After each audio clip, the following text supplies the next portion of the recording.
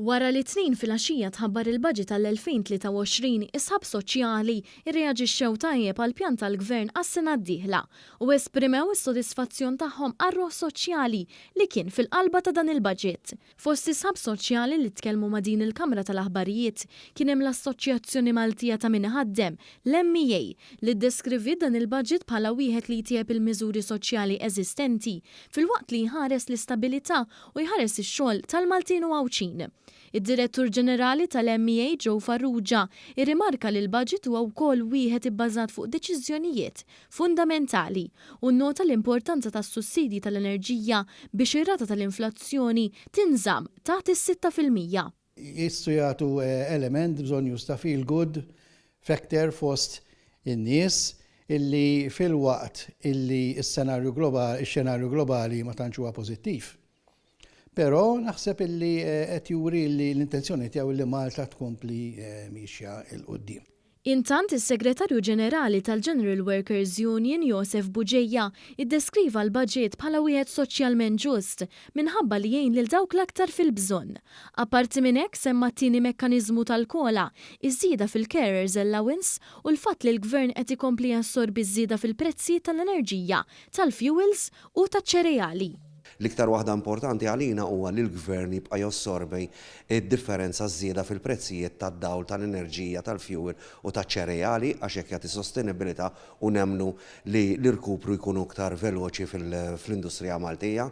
B'mod simili, il-kap eżekuttiv tal-Union ħaddiema Maltin Josef Vella innota kif dan il-budget kien ieħor bl-aspett soċjali fiċ-ċentru tiegħu. F'dik li hija diskors tal-budget naħseb li bħala strateġija rajna strateġija li twieżen l-aspett soċjali, però rajna wkoll daqsxejn nuqqas ta' viżjoni strateġika f'dan dak l-aspett ekonomiku.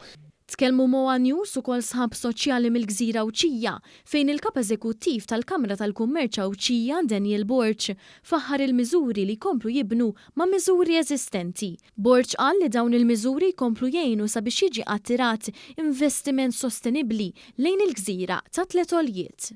Fejn jidħlu miżuri ta' sostenibilità u anki digitalizzazzjoni hemm anki r-rata ta' benefiċċju li se tkun oħrajn aħjar għall-intrapriżi f'għawdex li jinvestu fuq osma ta' sostenibilità u anki ta' digitalizzazzjoni.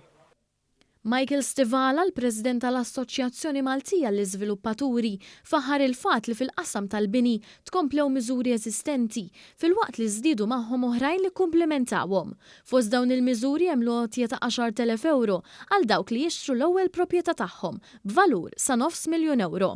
Għalhekk huwa laqab sodisfazzjon il-kontinwità f'dan il-qasam. Fejn jidħol is-settur tal-proprjetà, il-Gvern reġa' ġeddet ħafna mill-proposti li konna minna il-Malta Developers Association. Xtaqna naraw aktar miżuri fejn tonqos il-burokrazija żejda. Intant il-kap eżekuttiv tal-Kamra tal-Kummerċ Marta Sportelli deskrivet il-budget tas-sena d-dieħla bħala wieħed li jippreserva l-ekonomija Maltija.